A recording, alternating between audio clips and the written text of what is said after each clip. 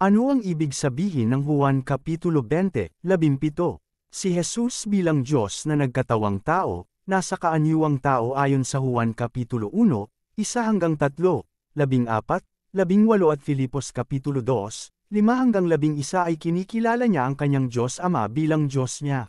Hindi komot sinabing Diyos niya ang Ama ay hindi na rin siya Diyos. Malinaw na sinabi niya rito na Ama niya ang Diyos Ama kung ganon ay Diyos din siya. Kung mayroon kang common sense ay maiintindihan o mauunawaan mo rin agad ito. Natanong mo na ba ang sarili mo kung paano makakaakyat sa langit si Jesus kung siya ay tao lang? Mas madali pa ba ninyong paniwalaan na naging propeta?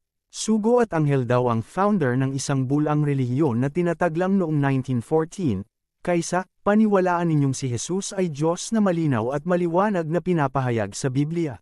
Mag-isip-isip naman po kayo kung may natitira pang katinoan sa inyong pag-iisip.